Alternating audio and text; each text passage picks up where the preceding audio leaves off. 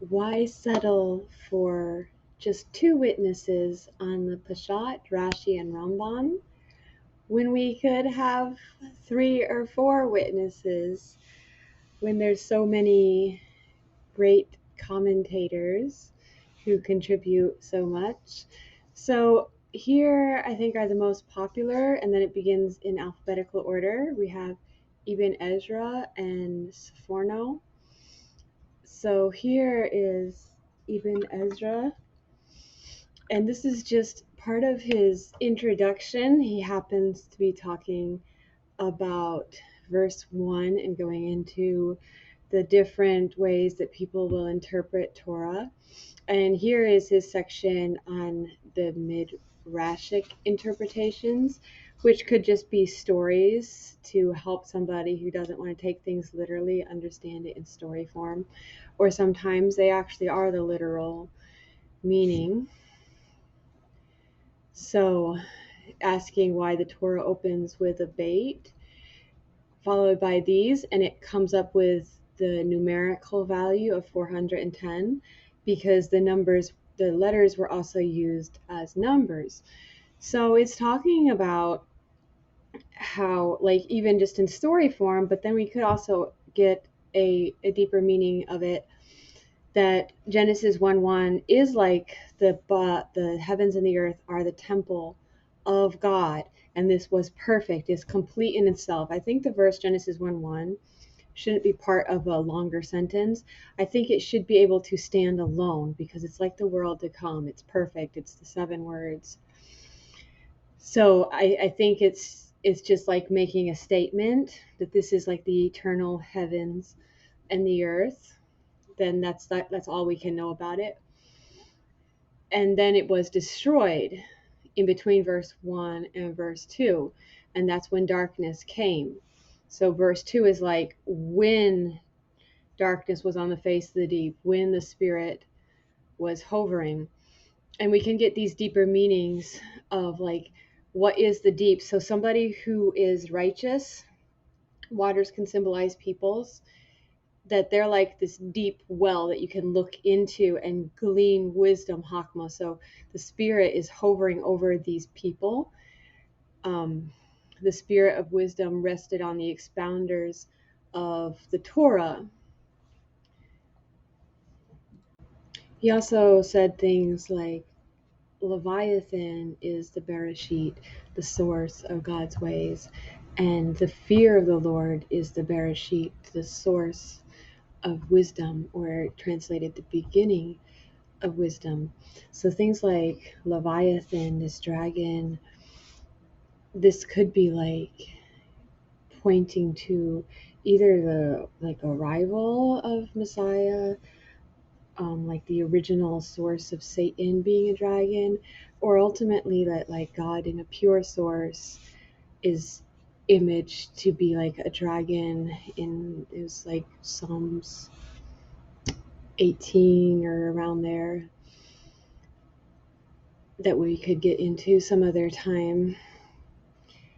But like the fear of the Lord, if we want to get to wisdom, the source there, the way through, is with fear. So that helps us understand the word Bereshit, that the source of, of wisdom is through fear. And I think that all of this is like this imprint that is like the Aleph and Tav. So when things fill this imprint that was first made here, then it's something that has meaning that lasts.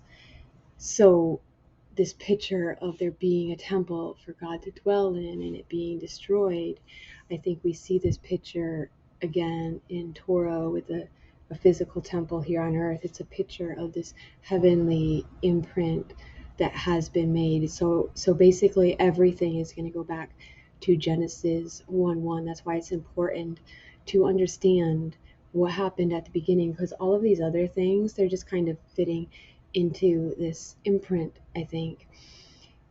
And so it's like the 6 days are a picture of the 6,000 years that we're living here on this earth. It fits into that imprint because it's like time was just expanded. So, like the first day, God saying, "Let there be light," that's like a picture of the Messianic age coming, that day dawning. So he's mentioning this midrash that we want to get into on the drash section after Peshat. But we also get these nice little things of what the Jews believe, that the planets are 7 moving stars, or I've heard it wandering stars.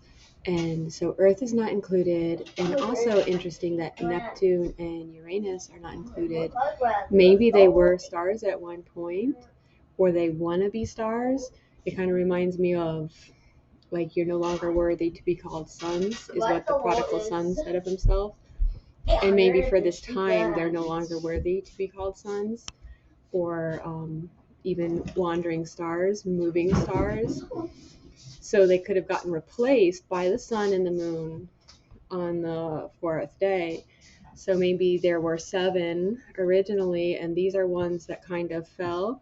Like there's different categories of those who fell with Satan. Some of them were just kind of complacent, but they didn't actually do the sin, and they might have repented later on, as we learn with Enoch, where he's visiting these, and he tells the one on the book of the secrets of Enoch to repent, and they did.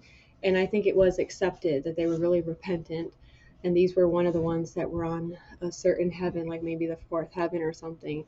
But as you climb up the scale of the heavens, maybe some of these became complete darkness, so they're no longer in the category of stars, like shining things, the shining ones, which is what the angels would have been. So just random speculation to throw in there, that just like the moon symbolizes Israel, and they replaced these sons of God, that there's these 7 that fell, 1/3 of the stars, which is like the wings of the dragon.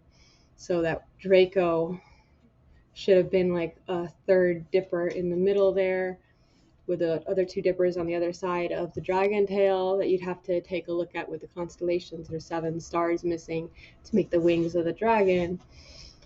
So, just some speculation there. And here he's saying that there are 7 vowels, and these are only come to light in a Torah scroll that isn't marked with vowels when someone cantillates it. So this is like the breath, the life force that is given. It's like these souls that could come from these 7 places.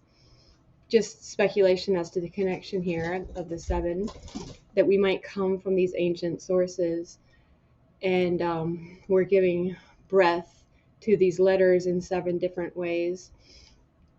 But I think all of this really, even though it just seems disconnected, it actually is showing the essence of what is in Genesis 1:1. So he's creating depth, like spatial directions here. And he's also creating the letters with which he creates everything, and the phases of the moon. So these letters, these numbers that we're finding in Genesis 1:1, that remind us of things like the moon, or the letters of the alphabet, or the 6 directions, they're hinted at here.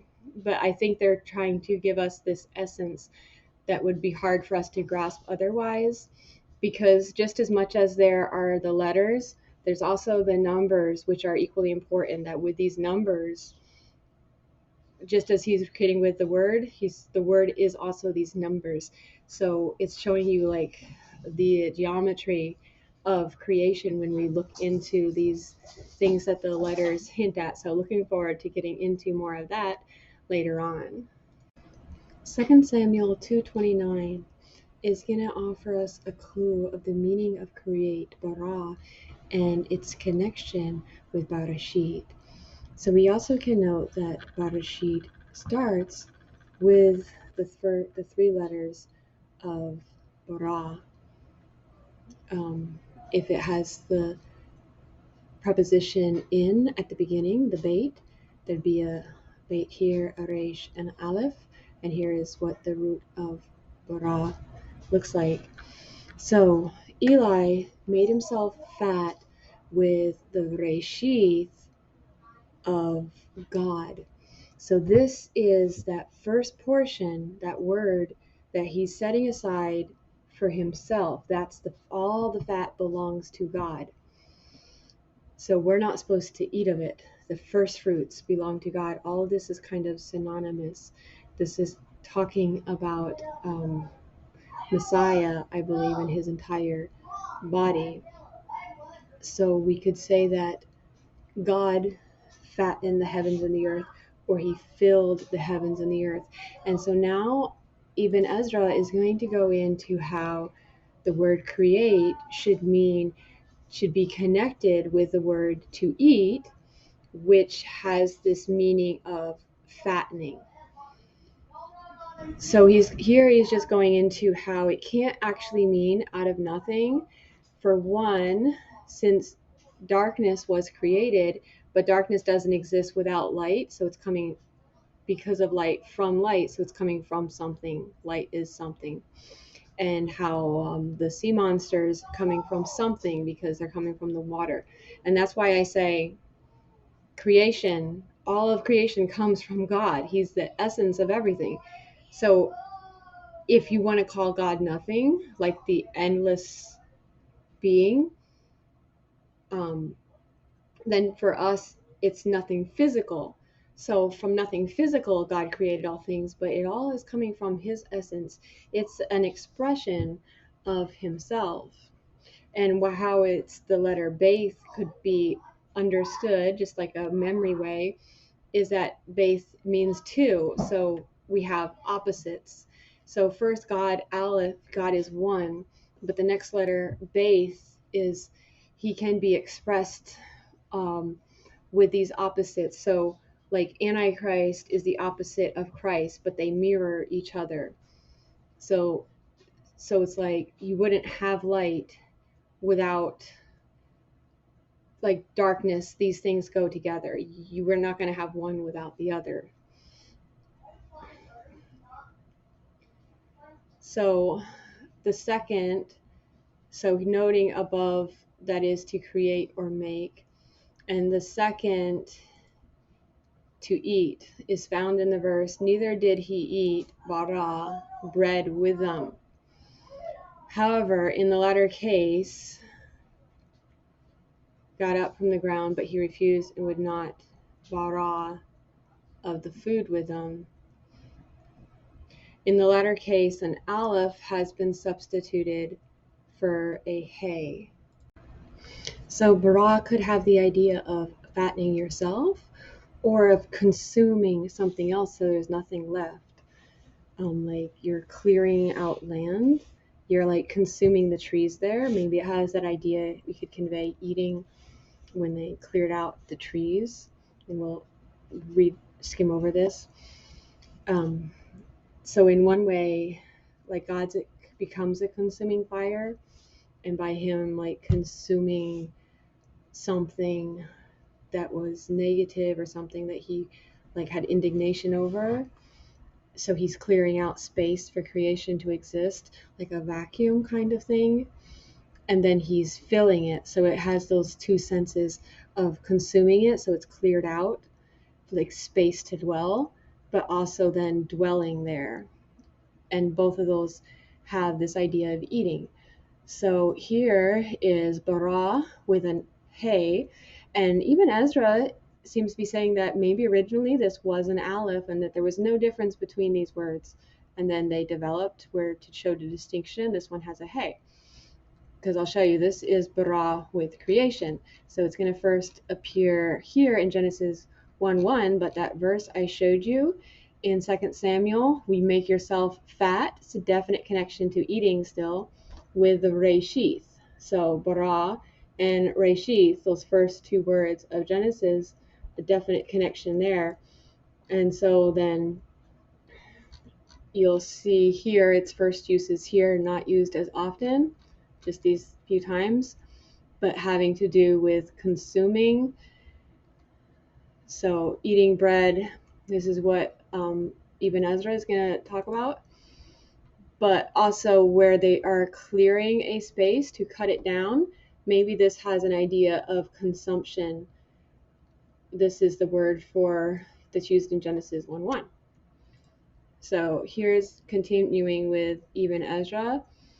He's saying that both of these words apparently both used to have an aleph. And so bara, similar to lehavarot, is just another form of the word to eat. And so eating bread, he's just going over different forms here. And here's that verse we were quoting in 1 Samuel 2:29, that Eli made himself fat, and that's the root of bara, with the reshith of the offerings. So the fat belongs to God. God, I guess he's kind of making himself fat. He's filling all of the heavens and the earth. That's only for God to do. We don't take the place of God to take the reshith for ourselves. And so in the PL, the intensification is to cut down.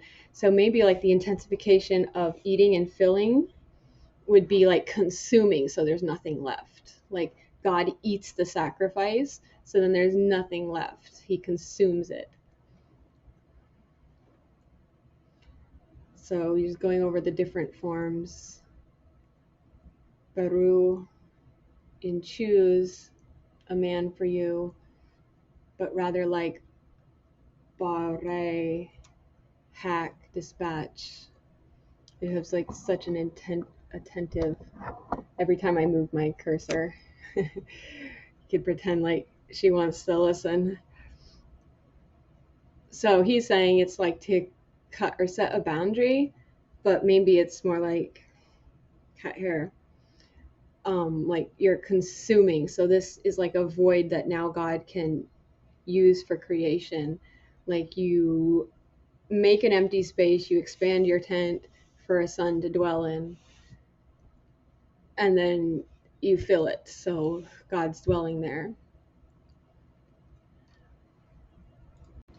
Ibn Ezra said every time a word first appears that he will go over the meaning of it and it will apply to all the other words. So I love how he's going to be thorough like this. Of course, I'm being thorough, so I obviously like this. And so for Elohim, he's saying that you're going to, whatever is that first physical thing that you see, that connector, is what it's going to be referred to as. So your heart is your highest soul, and so it's called heart, even though your actual physical heart is not your soul. And so also like language, that way that you see language is through the lips, but it involves so much more than the lips. It involves the throat, the tongue. But because that's that first agent that you see, that's why it's called that. And so Elohim could be called Elohim because he's using these messengers. And so we'll see his angels, but they're only speaking on his behalf. So this is God speaking. So when we hear the angel speaking, even this, we'd understand that he's only saying the word that God gives him to speak, and that this in itself is not God. Like apart from God, this wouldn't exist. But it's called God because this is the part that we see. This is like the mouthpiece of God. So I love how he's explaining that it's not the angels in particular, but they're called gods because these are the agents of God. Similarly, God is called Elohim because his actions are executed via angels who do his will and who are referred to as Elohim. And it's very possible that he made creation with the angels as far as these other days, like days 2 and onward, that he's just calling light out. But just like Moses was attributed with building the tabernacle, but he didn't actually build it, he oversaw it. So he was giving the commands of exactly how to do it, and as long as people were doing it exactly as Moses said, then is Moses building it? but he's using these agents to do the physical work. God of gods should not be read as there's other gods and he's just the God who's above them. It should be read as like he's the power in the powers. So they're not God on their own. He's the power of powers, the God of the gods. So he's God, the gods. So we would see these other gods, but there's no power outside of him. There's no God outside of him. So all of these are actually just one God. He's the God, the gods. And this is like the greatness of him. He's singular and he may appear to us in the plural, but he's really just this one singular agent. Furthermore, all of the heavens and the earth should be able to be referred to as God when we recognize He is the power that is in them. So, in one way, all of these agents, the wind, the fire, should be able to be referred to as angels or God, Elohim, because they are, when they're like in the form of power, they're His messengers fulfilling His word. He tells the wind to do this. Nothing happens outside of His word. So since he's that word, that power that is in all of them, then all of this is like collectively God. Not that we worship anything physical. So like I'm saying, even like an angel appears, this in itself is not God. So the angel in Revelation says, don't bow down to me. Worship God only. The God that is unseen, but no one has ever seen God. So all of these physical things, they are not God. God can dwell in them. So you might bow down towards the tabernacle because you realize God lives in there, but you do not glorify anything physical. You do not like point out how wonderful the tabernacle itself is. It's because God made the tabernacle that it is glorious. Next, he goes into the Aleph Tav, the direct object marker, and says that it can also get translated as with. Moses was content to live at the man. So is this a definite direct object? But it makes sense when we say with the man. So I mean, how would you know the difference? Otherwise it looks similar, except that the vowel markings could be a little different. As you can see, the direct object marker in Genesis 1:1 is eighth, and before it had those 3 dots, which is ath. Here is his note on Aleph Tav, the direct object marker. Then he's going to go into heaven and say how it is always appearing in the plural. It's a dual word, Hashemayim, so it appears in pairs is what it's telling us. But he's telling us that it always appears in the plural, and yet it could be referring to a singular heaven, even though there's more than one heaven, because it appears here with a singular verb. And it could also mean dominion. So it's what is above. What is above is dominion. So kind of referring to the principalities and powers that dwell there or who influence earth. So it's like kind of as below above, his will above. So should it be done here below? So that's like the influence of the above to help connect with the below, perhaps. But interesting that like Shemayim shouldn't just be understood what is physically above. It's more to do with dominion, maybe. Then he's saying, since heaven is being referred to with a definite article, the, and also earth, that there could be other heaven, but it's referring to just the immediate firmament that we could see and not the one above it. And so I would say the same with the earth, so that it's saying specifically here, singular, the heaven and the earth. And somewhere else I heard that like the Aleph Tav means that there's others and it's narrowing down your choice, to a specific. So when you have that direct object marker, it means that there is more variety, other choices, and it's telling you that it's this specific choice. So Genesis 1:1 should be focusing on a specific heaven and the specific earth, like the one that we know about.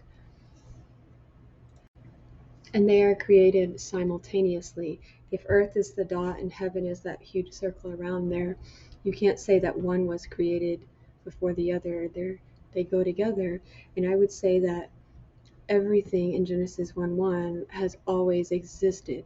So in that way, it wasn't created. What created could mean is like he recycled it. So he consumed, like by making it void, and he filled those two implications of bara there. So it was like something happened where he needed to deal with like potential darkness that would enter to allow for creation to exist. And so he like, it's called simsum. He's pulling back himself, but he's still equally there. Here, referring to this verse, yea, my hand hath laid the foundation of the earth, and my right hand hath spread out the heavens. When I call unto them, they stand up together. He's saying that these two things should be happening simultaneously. Him calling to them is him laying the foundation of the earth, and his right hand spreading out the heavens. So what they're doing is they are standing, amad, united as one. And normally when he's calling to something, kara, he's naming it. But what he's really doing here is like he's establishing it, he's making it firm.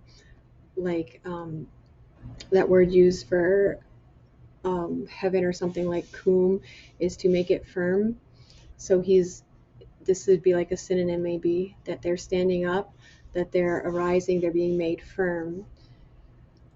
So seeing that these things happen simultaneously, that when he's calling to them, that means they're kind of pre-existing. He's establishing them just like a foundation. He's making them stand. Saforno here comments that basically everything that is eternal is God, and everything that is passing away is not God, with the example that demons have like a defective spelling of Elohim, which is why I wouldn't want to call God Elohim then. But anyway, with like a k sound. So all these things maybe originally were God, like were part of his identity and expression of himself. They came from him. But once there was an alteration, this is where darkness comes in, a shadow caused by turning. And Sham saying that it's something that is distant and yet also paired. So he's pairing it with Earth, like how a planet is always equally distant from Earth, is what he's saying. But I was saying that like planets appear in pairs, where like Saturn is similar to Jupiter. They have like this male female aspect kind of, where there's similar sizes, and Mars is similar to Venus, and Neptune is similar to Uranus, is kind of where I think they kind of come in complementary pairs like that. But anyway, that's like a 30-minute marker here, and so I wanted to close Genesis 1:1, and looking forward to these next 4 verses to close our Peshat, so we can move on to even other meanings.